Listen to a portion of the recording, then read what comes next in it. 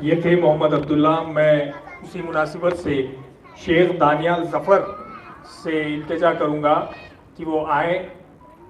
شیخ دانیال ظفر سے میں التجا کروں گا کہ وہ آئیں اور اس جلسے سے خطاب کریں.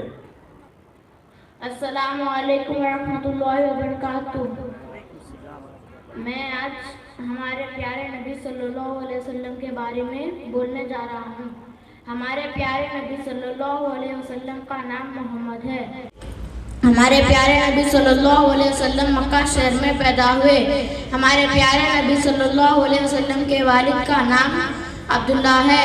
ہمارے پیارے نبی صلی اللہ علیہ وسلم کے والدہ کا نام آمنہ ہے. ہمارے پیارے نبی صلی اللہ علیہ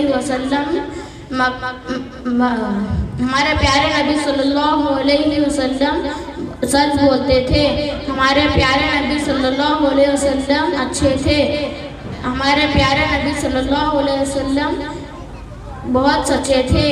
مکہ کے لوگ ہمارے پیارے نبی صلی اللہ علیہ وسلم کو صادق کہتے تھے.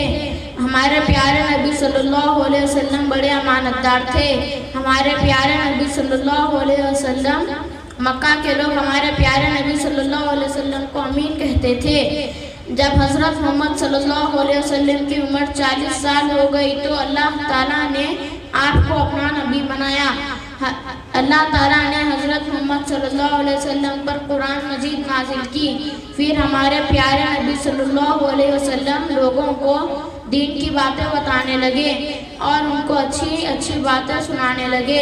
اچھے لوگ ہمارے پیارے نبی صلی اللہ علیہ وسلم پر ایمان لائے اور وہ کامیاب ہو گئے. برے لوگ ہمارے پیارے نبی صلی اللہ علیہ وسلم پر ایمان نہیں لائے اور وہ ناکام ہو گئے. ہمارے پیارے نبی صلی اللہ علیہ وسلم کی عمر 63 سال تھی. ہمارے پیارے نبی صلی اللہ علیہ وسلم 53 سال مکے میں رہے اور 10 سال مدینے میں. جب ہمارے پیارے نبی صلی اللہ علیہ وسلم کا نام لیا جائے تو درود پڑھیں. جزاک اللہ. یہ تھے شیخ دانیال ظفر. میں محمد ابراہیم سے التجا کروں گا کہ وہ آئیں اور اس جلسے سے خطاب کریں. السلام علیکم اللہ وبرکاتہ.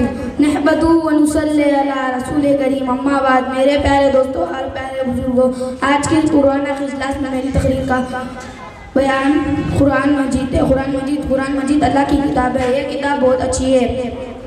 یہ کتاب دنیا کی ساری کتابوں میں سے ایک اچھی کتاب ہے. قرآن مجید عربی زبان میں ہے. اللہ تعالیٰ نے یہ کتاب ہمارے نبی صلی اللہ علیہ وسلم پر نازل کی. ہمارے نبی صلی اللہ علیہ وسلم نے لوگوں کو بتایا کہ یہ اللہ کی کتاب ہے.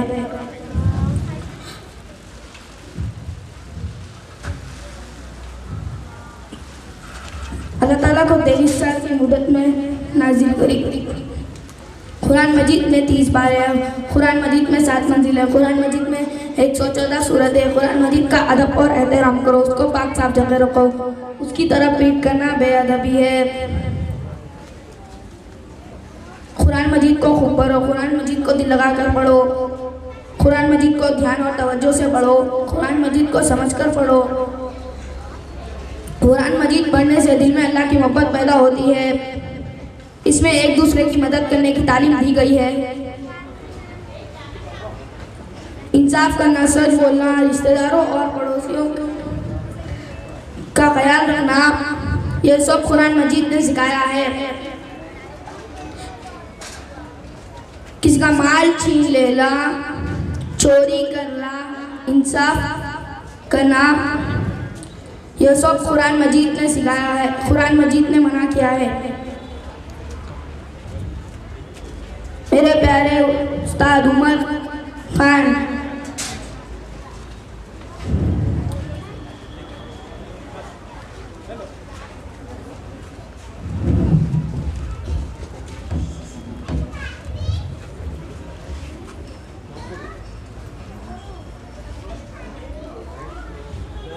جزاک اللہ. میں شیخ محمد باسط سے ملتمس ہوں. شیخ محمد باسط.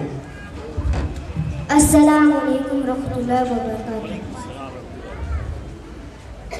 اعوذ باللہ من الشیطان الرجیم. بسم اللہ الرحمن الرحیم. اللہ والا اللہ سب کا خالق ہے, اللہ سب کا مالک ہے, سب کو پالنے والا اللہ ہے, تمام چیزوں کو پیدا کرنے والا اللہ ہے. چاند, سورج, زمین, آسمان, دریا, پہاڑ, جنگل سب اللہ تعالیٰ نے بنائے ہیں.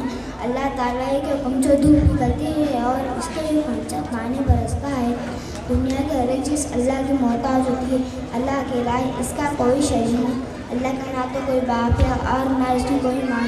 اللہ کا نہ تو کوئی بیٹا ہے اور نہ اس کی کوئی بیٹی ہے. اللہ کا نہ تو کوئی بھائی ہے اور نہ اس کی کوئی بہن ہے. اللہ ہر اعتبار سے اکیلا. اللہ ہمیشہ سے اور ہمیشہ رہیں گے. اللہ ہر عیب سے پاک ہے. اللہ ہر عیب سے پاک ہے. صرف اللہ عبادت کے لائق ہے.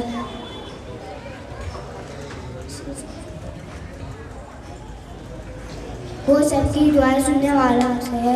وہ بہت عطا کرنے والا ہے. اس لیے اللہ کی عبادت کرو اور اس سے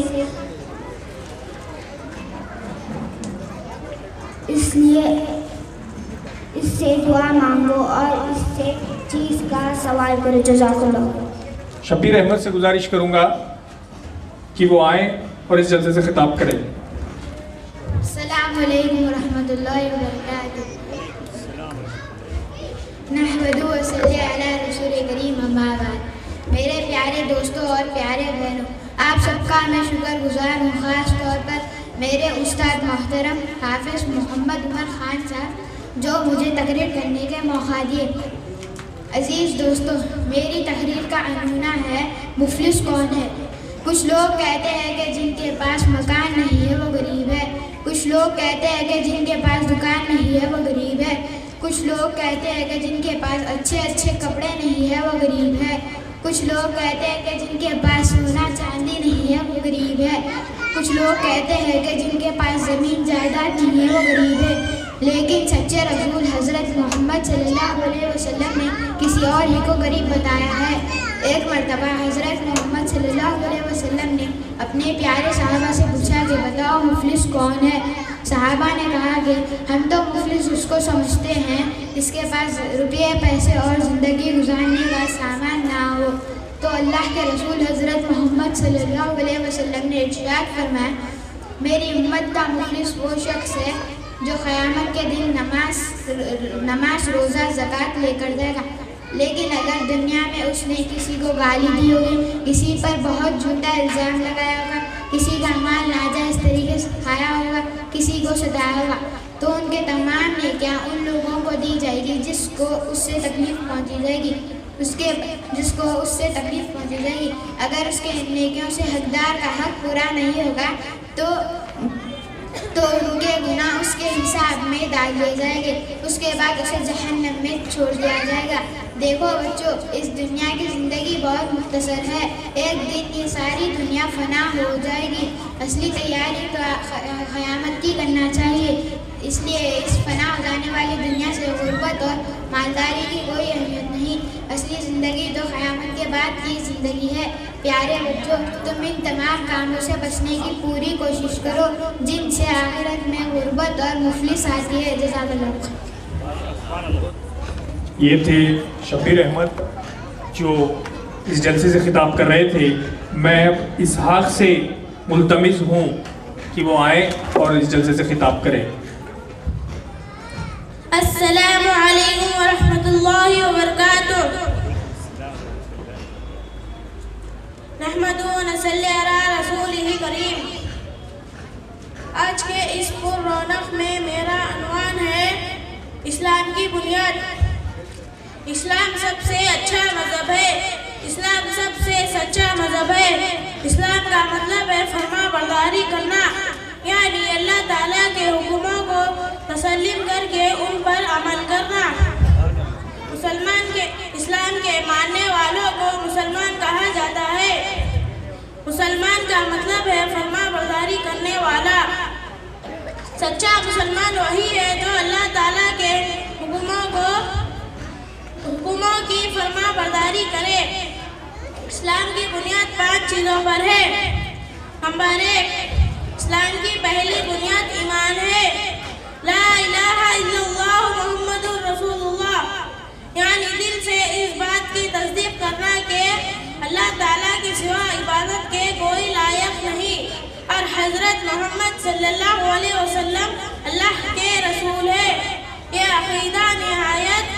اور سچا عقیدہ ہے.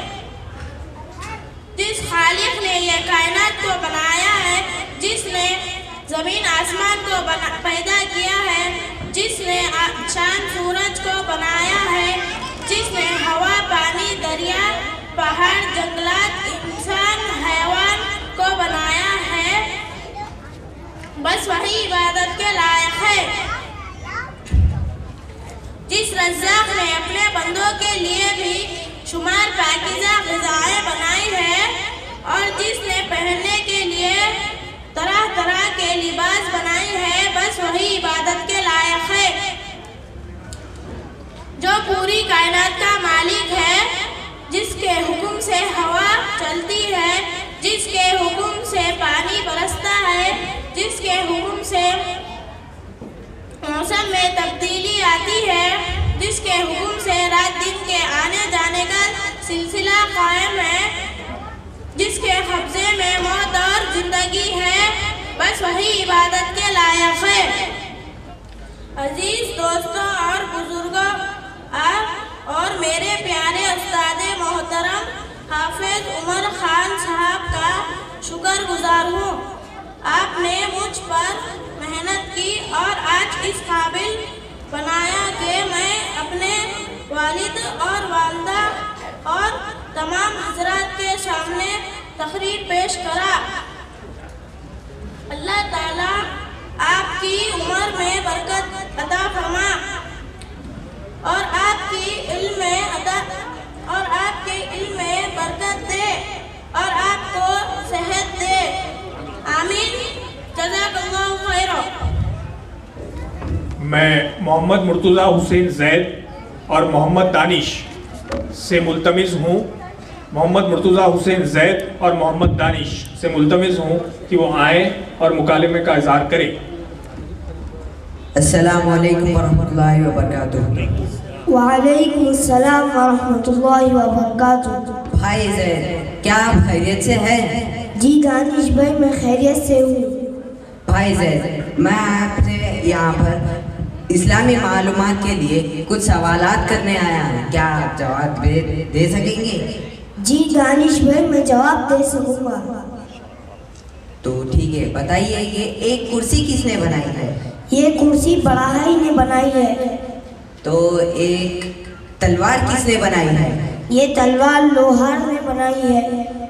ایک ہار کس نے بنایا ہے؟ یہ ہار سونار نے بنایا ہے. ایک سراہی کس نے بنائی ہے؟ یہ سراہائی کمار نے بنائی ہے. ایک کرتا کس نے بنایا ہے؟ یہ کرتا درزی نے بنایا ہے. اچھا, اب آپ یہ بتائیں کہ کیا کوئی کرسی بنانے والے کے بغیر بن سکتی ہے کیا؟ جی نہیں, کہ کوئی کرسی کسی بنانے والے کے بغیر نہیں بن سکتی. کیا کوئی تلوار بنانے والے کے بغیر بن سکتا ہے کیا؟ جی نہیں, کہ کوئی تلوار کسی بنانے والے کے بغیر نہیں بن سکتی. کیا کوئی ہار بنانے والے کے بغیر بن سکتا ہے کیا؟ جی نہیں, کہ کوئی ہار کسی بنانے والے کے بغیر نہیں بن سکتا. کیا کوئی سراہی بنانے والے کے بغیر بن سکتی ہے کیا؟ جی نہیں, کہ کوئی سراہی کسی بنانے والے کے بغیر نہیں بن سکتی. کیا کوئی کرتا بنانے والے کے بغیر بن کر تیار ہو سکتا ہے کیا؟ جی نہیں, کہ کوئی کرتا کسی بنانے والے کے بغیر نہیں بن سکتا. تو اچھا, اب آپ یہ بتا سکتے ہیں کہ زمین, آسمان, چاند, سورج, پہاڑ, جنگلات, دریا, سمندر, انسان, حیوان اور دنیا کی تمام چیزیں کس نے بنائی ہے؟ جی ہاں, ہم بتا سکتے ہیں. دنیا کی تمام چیزوں کو ہمارے اللہ نے پیدا کیا ہے. تو اگر آپ سے کوئی کہے کہ یہ زمین اور آسمان خود بخود بن گئے, یہ چاند اور سورج خود بخود بن گئے, یہ جنگلات و پہاڑ خود بخود بن گئے, تو آپ کیا کہیں گے؟ میں تو اس سے یہی کہوں گا کہ جب ایک کرسی خود بخود نہیں بن سکتی تو یہ زمین و آسمان خود بخود کیسے بن سکتے ہیں؟ جب ایک تلوار خود بخود نہیں بن سکتی تو یہ چاند و سورج خود بخود کیسے بن سکتے ہیں؟ جب ایک سراہی خود بخود نہیں بن سکتی تو یہ پہاڑ جنگلات خود بخود کیسے بن سکتے ہیں؟ جب ایک ہار خود بخود نہیں بن سکتا تو یہ دریا سمندر خود بخود کیسے بن سکتے ہیں؟ جب ایک کتا خود بخود تیار نہیں ہو سکتا پھر یہ انسان اور حیوان کیسے بن سکتے ہیں؟ سچ بات تو یہی ہے، یہ زمین و آسمان، یہ اونچے اونچے پہاڑ، یہ جنگلات، یہ بہتا ہوا دریا، یہ تھاتے مارتے ہوا سمندر، یہ انسان اور حیوان اور دنیا کی تمام وہ چیزیں جو ہمیں نظر آتی ہے اور وہ تمام چیزیں جو ہمیں نظر نہیں آتی، سب کو ہمارے اللہ نے پیدا کیا ہے۔ ہمارے اللہ کے علاوہ کسی اور میں کوئی چیز پیدا کرنے کی طاقت نہیں۔ اللہ ہی، اس وجہ سے ہم اللہ کو تمام چیزوں کا خالق مانتے ہیں۔ اللہ ہی ہمارا معبود ہے، ہم اس سے ہی رزق کا سوال، اللہ ہی ہمارا معبود ہے، ہم اس کی عبادت کرتے ہیں۔ اللہ ہی ہمارا رازق ہے، ہم اس سے ہی رزق کا سوال کرتے ہیں۔ اللہ ہی ہمارا حافظ ہے، ہم اس کی پناہ مانگتے ہیں۔ جزاک اللہ خیر۔ جزاک اللہ خیر۔ یہ تھے محمد مرتضیٰ حسین زید اور محمد دانش۔ میں اسی مناسبت سے محمد مشتاق سے ملتمس ہوں کہ وہ آئیں اور اس جلسے سے خطاب کریں۔ محمد مشتاق۔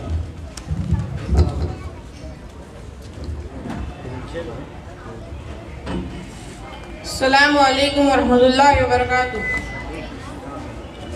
نحمد و نصلی علی رسول کریم، اما بعد۔ نیکی کے معنی ہیں اچھائی اور بدی کے معنی ہے برائی۔ نیک کام کرنے والے کو نیک انسان کہا جاتا ہے اور برے کام کرنے والے کو برا انسان کہا جاتا ہے۔ کوئی آدمی اپنے آپ کو برا انسان بنانا نہیں چاہتا، ہر آدمی کی یہی خواہش رہتی ہے کہ وہ نیک بنے، لیکن شیطان کبھی نہیں چاہتا کہ انسان اچھے اچھے کام کرے۔ اسی لیے شیطان کبھی ایک آدمی کا دوسرے آدمی سے جھگڑا کرا دیتا ہے، کبھی کسی کا قتل کرا دیتا ہے، کبھی کسی کی چوری کرا دیتا ہے۔ اسی طرح شیطان انسانوں سے بہت سے برے برے کام کراتا رہتا ہے تاکہ انسانوں کو سکھ اور چین کی زندگی نصیب نہ ہو سکے۔ اللہ تعالیٰ نے انسانوں کی ان پریشانیوں کو ختم کرنے کے لیے ہر زمانے میں اپنے نبی اور رسول بھیجے۔ اللہ تعالیٰ نے انسانوں کو شیطانی حرکتوں سے بچانے کے لیے ہر قوم میں اپنے نبی اور رسول بھیجے۔ نبی اور رسول اللہ تعالیٰ کے بہت ہی خاص بندے ہوتے ہیں۔ اللہ تعالیٰ سے نبیوں اور رسولوں کا بہت ہی قریبی اور خصوصی تعلق ہوتا ہے۔ اللہ تعالیٰ نے اپنے نبیوں اور رسولوں کو وہ باتیں بتائیں جو اسے پسند ہے، اور ان نبیوں اور رسولوں نے وہ باتیں انسانوں کو بتا دی تاکہ انسان ان باتوں پر عمل کر کے سکون و آرام کی زندگی بسر کر سکے۔ اللہ تعالیٰ نے اپنے نبیوں اور رسولوں کو وہ تمام کام بھی بتائے جو اسے پسند نہیں ہے، اور ان نبیوں اور رسولوں نے ان ناپسندیدہ کاموں سے انسانوں کو آگاہ کیا تاکہ انسان ان کاموں سے دور رہ کر مصیبتوں اور پریشانیوں سے محفوظ رہے۔ اللہ تعالیٰ نے انسانوں کو صحیح راستہ بتانے کے لیے دنیا میں بہت سے نبی اور رسول بھیجے۔ نبی اور رسول میں سب سے بڑا مرتبہ ہمارے رسول حضرت محمد صلی اللہ علیہ وسلم کا ہے۔ جس ملک میں حضرت محمد صلی اللہ علیہ وسلم پیدا ہوئے اس ملک کو عرب کہتے ہیں۔ ملک عرب ہمارے ہندوستان سے پشچم کی طرف ہے۔ حضرت محمد صلی اللہ علیہ وسلم کی تشریف سے پہلے لوگ طرح طرح کی پریشانیوں میں گھرے ہوئے تھے۔ کوئی چلتے مسافروں کو لوٹ لیتا، وہاں بے قصور لوگوں کو قتل کر دیتے، وہاں جوا کھیلتے، وہاں پر اپنی چھوٹی لڑکیوں کو زمین میں زندہ دفن کر دیتے، وہاں لوگ اپنے خالق اور مالک کو بالکل بھول چکے تھے۔ ایسے ماحول میں اللہ تعالیٰ نے انسانوں کو صحیح راستہ دکھانے کے لیے اور انسانوں کی پریشانیاں ختم کرنے کے لیے حضرت محمد صلی اللہ علیہ وسلم کو پیدا فرمایا۔ حضرت محمد صلی اللہ علیہ وسلم نے انسانوں کو بہت اچھے اور صحیح راستہ بتائے تو شیطان بہت دکھی ہوا اور کہا اب یہ انسان آپس میں جھگڑنا بند کر دیں گے اور شراب بھی نہیں پئیں گے، اب یہ لوگ کہیں بھی چوری بھی نہیں کریں گے۔ حضرت محمد صلی اللہ علیہ وسلم نے تمام انسانوں کو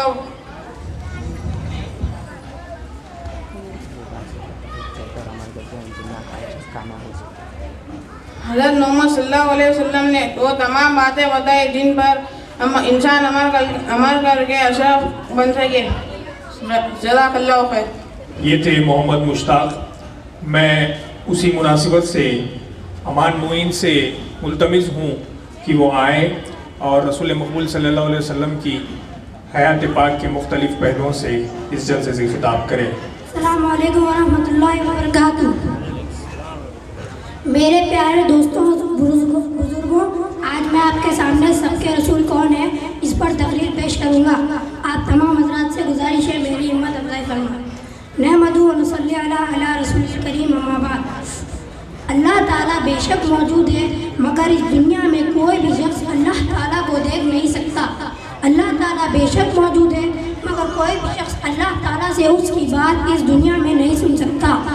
تو جب اللہ تعالیٰ کو کوئی بھی شخص دیکھ نہیں سکتا اور نہ ہی اس کی بات اس سے سن سکتا ہے تو پھر یہ کیسے معلوم ہو کہ اللہ تعالیٰ اپنے بندوں کے لیے کون کون سے کام پسند کرتا ہے اور کون کون سے کام پسند نہیں کرتا، اور یہ کیسے معلوم ہو کہ اللہ تعالیٰ کس کام سے خوش ہوتا ہے اور کس کام سے ناراض ہو جاتا ہے. اس لیے اللہ تعالیٰ نے اپنے پسندیدہ کام اور ناپسندیدہ کام انسانوں کو بتانے کے لیے اپنے کچھ مخصوص بندوں کو منتخب کر کے اس دنیا میں بھیجا. اللہ تعالیٰ کے منتخب بندوں کو نبی اور رسول کہا جاتا ہے. اللہ تعالیٰ نے اپنے نبی اور رسولوں کے ذریعے اپنے پسندیدہ کام اور ناپسندیدہ کام انسانوں کو بتا دیے. اب اگرچہ کوئی شخص اللہ تعالیٰ کو دیکھ نہیں سکتا اور اس کا کلام بھی اس سے نہیں سن سکتا، مگر یہ اللہ تعالیٰ کے نبی اور رسول کے ذریعے اللہ تعالیٰ کے پسندیدہ کاموں اور ناپسندیدہ کاموں کو معلوم کر سکتا ہے. اللہ تعالیٰ نے ہر قوم میں نبی بھیجے. اللہ تعالیٰ کے نبی اور رسولوں نے اللہ تعالیٰ کے بندوں کو اللہ تعالیٰ کی باتیں بتائی اور غلط راہ پر چلنے والوں کو صحیح راہ دکھائی.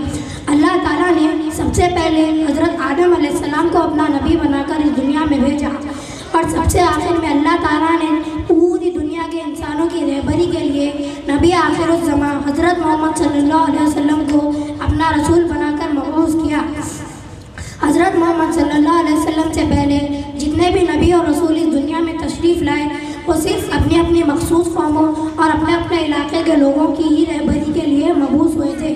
لیکن حضرت محمد صلی اللہ علیہ وسلم صرف اپنے ملک عرب کے لیے ہی نہیں بلکہ پوری دنیا کے تمام انسانوں کو زندگی گزارنے کا کامیاب طریقہ بتانے کے لیے اس دنیا میں تشریف لائے تھے.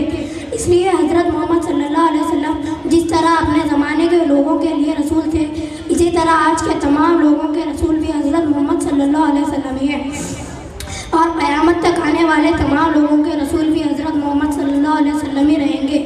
حضرت محمد صلی اللہ علیہ وسلم کے بعد آج تک کوئی نبی یا رسول پیدا نہیں ہوا اور قیامت تک کوئی نبی یا رسول پیدا نہیں ہوگا. اسی لیے ہر مسلمان کے لیے ضروری ہے کہ وہ حضرت محمد صلی اللہ علیہ وسلم کو ہی نبی آخر الزماں تسلیم کرے اور یہ عقیدہ رکھے کہ حضرت محمد صلی اللہ علیہ وسلم ہی اللہ کے آخری رسول ہیں. لہٰذا حضرت محمد صلی اللہ علیہ وسلم کے بعد کوئی شخص اپنی نبوت اور رسالت کا دعویٰ کرے تو یقیناً وہ جھوٹا ہے. آخر میں یہ کہتے ہوئے اپنی تقریر ختم کرتا ہوں. آج میں نے آپ کے سامنے جو تقریر پیش کی اس میں میرے استاد محترم حافظ عمر نان صاحب کی بہت محنت ہے. انہوں نے مجھے اس قابل بنایا کہ میں آج آپ لوگوں کے سامنے اللہ کے نبی کی بات کی. اللہ تعالیٰ آپ کو صحت دے، آپ کی عمر میں برکت دے، آپ کے علم میں برکت دے اور آپ کی محنت کو اللہ قبول فرمائے. آمین. جزاک اللہ خیر. یہ تھے امان معین جو سیرت رسول مقبول صلی اللہ علیہ وسلم کے مختلف پہلوؤں سے اس جلسے سے خطاب کر رہے تھے. مجھے اچانک یہ بات یاد آ گئی کہ یہ زمین نہیں ہوتی، یہ آسمان نہیں ہوتا اگر سرکار مصطفیٰ نہیں ہوتے تو یہ جہاں نہیں ہوتا. اگر سرکار مصطفیٰ نہ ہوتے تو یہ جہاں نہیں ہوتا. خاک کربلا تو اتنی کبھی معتبر نہ ہوتی اگر تجھ پہ پنجتن کا لہو مہربان نہیں ہوتا. تو اسی مناسبت سے حضرات محترم میں اب جناب محمد دستگیر سے ملتمس ہوں کہ وہ آئیں، اور جناب محمد دستگیر سے میں ملتمس ہوں کہ وہ آئیں. السلام علیکم ورحمۃ اللہ وبرکاتہ. نحمدہ و نصلی علی رسول کریم اما بعد. عزیز لوگوں، آج کے اس مبارک جلسے میں آپ حضرات کے سامنے کلمہ طیبہ کا عنوان پر تقریر کروں گا. کلمہ طیبہ اسلام کا پہلا کلمہ ہے لا الہ الا اللہ محمد رسول اللہ. जब कोई शख्स सच्चे दिल से कलीमा पढ़ लेता है तो मोमिन बन जाता है। इस कलीमे में दो हिस्से हैं। एक हिस्सा है ला इलाहा इल्लल्लाह, इसका तर्जुमा ये है नहीं है कोई माबूद अल्लाह के सिवा। इसका मतलब ये अल्लाह के अलावा कोई और ऐसी ज़ात नहीं है जिसकी बंदगी की जाए, क्योंकि अल्लाह ही सबका खालिक है, अल्लाह ही सबका मालिक है, अल्लाह ही सबको पालने वाला है, अल्लाह ही रोज़ी देने वाला है, अल्लाह ही मारने और जिलाने वाला है। बीमारी, तंदुरुस्ती, अमीरी, गरीबी, नफ़ा नुकसान, हर चीज़ अल्लाह के कब्ज़े व कुदरत है। ज़मीन व आसमान में जो कुछ भी है सब कुछ अल्लाह की मखलूक है। तमाम इंसानों और फरिश्तों को अल्लाह ताला ने पैदा किया है। ला इलाहा इल्लल्लाह का मतलब यही है। इस्लामी पहली ईद है ला इलाहा इल्लल्लाह, इसीलिए हमारा अक़रार है ला इलाहा इल्लल्लाह, इसीलिए हमारा अक़ीदा है ला इलाहा इल्लल्लाह, इसीलिए हमारा ईमान है ला इलाहा इल्लल्लाह।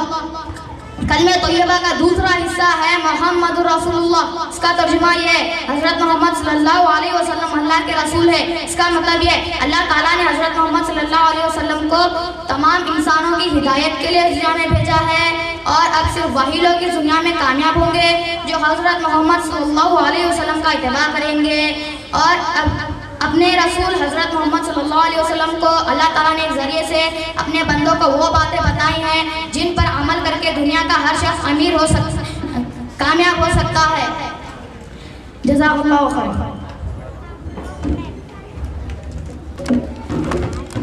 ये थे मोहम्मद दस्तगीर। मैं निज़ामुल अमल के पेश नज़र अब्दुल रहमान और खुर्रम खान से मुल्तमिस हूँ कि वो आएँ और मुकालमे का इजहार करें।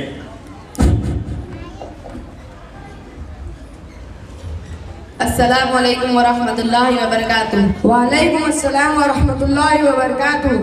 खुर्रम भाई, कल मैं सुना कि आपको साइकिल चलाना नहीं आता, क्या ये बात सच है? जी हाँ, मैंने वाकई साइकिल नहीं सीखी। खुर्रम भाई, तुम इतने बड़े हो गए मगर साइकिल अभी तक साइकिल चलाना नहीं जानते।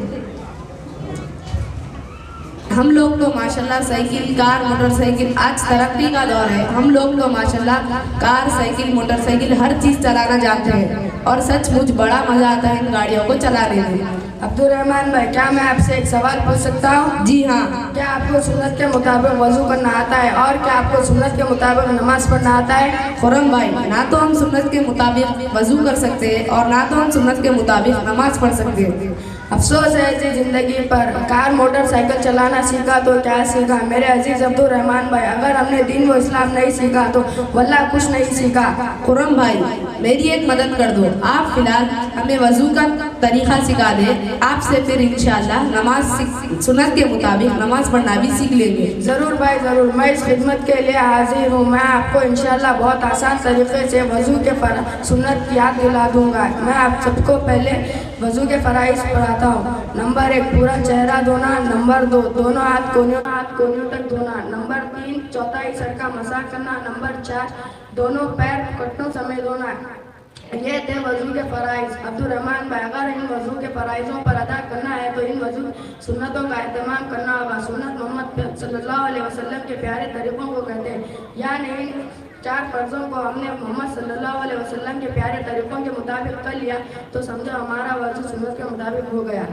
भाई, मेरे को सुन्नत का तरीक़ा तो मालूम हो गया, अगर आप वज़ू के सुन्नतें अभी मुझे याद करा दे तो आपकी बड़ी मेहरबानी होगी। अब्दुल रहमान भाई, इसमें मेहरबानी की क्या बात है? आप तो हमारे दोस्त हैं और एक दोस्त दूसरे दोस्त की भलाई चाहता है। हम सब की भलाई इसमें इस्लाम में है, इसलिए जिसको दीन की बातें मालूम है वो दूसरों को भी सिखाए। भाई, मैं आपसे वादा करता हूँ, अगर मुझे आप जो भी दीन की बात सिखाएंगे हम उसको याद कर कर दूसरों तक ज़रूर पहुँचाएंगे इंशाअल्लाह। मैं आपको वज़ू की 13 सुन्नतें बताता हूँ। नंबर 1, नियत करना। नंबर 2, बिस्मिल्लाह पढ़ना। नंबर 3 बार दोनों हाथ घुटनों तक धोना। नंबर 4, मिसवाक करना। नंबर 5, 3 बार कुल्ली करना। नंबर 6, 3 बार नाक। नंबर 7, दाढ़ी का खलाल करना। नंबर 8, हाथ पाँव की उंगलियों का खलाल करना। नंबर 9, 3 बार हर वज़ू 3 बार करना। नंबर 10, दर पे वज़ू करना। नंबर 11, अगर कोई नंबर 11, वज़ू पे वज़ू करना। कोई वज़ू खश ना हो जाए कि दूसरा धो लेना। नंबर तुम बोलो।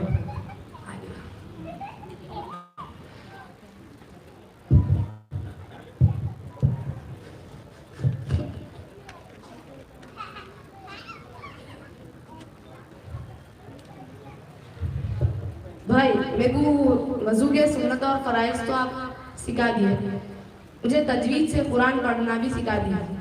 जी मैं इस खिदमत के लिए हाजिर हूँ। मैं रोज़ाना फजर की नमाज के बाद 1 घंटा तालीम हासिल करने के लिए उस्ताद मोहतरम हाफिज़ उमर साहब के पास तालीम हासिल करने जाता हूँ। वो मुझे और अल्हम्दुलिल्लाह सबको तजवीज़ से कुरान पढ़ाते हैं और दुआएं हदीसें भी सिखाते हैं। मेरी एक मदद कर दो, उस मदरसे में मेरा दाखिला करा दी। जी हाँ, मैं आपको फजर की नमाज के बाद मदरसे ले जाता हूँ और मख्तब सिद्दीक़ अकबर के उस्ताद से आपकी बात कराता हूँ और आपका दाखिला जल्द से जल्द कराता हूँ। फिर हम दो एक साथ तालीम हासिल करने जाएंगे और दूसरों को भी सिखाएंगे। जी ज़रूर, मैं फजर के बाद आपके साथ तालीम हासिल करने आऊँगा। जज़ाकल्लाह खैर।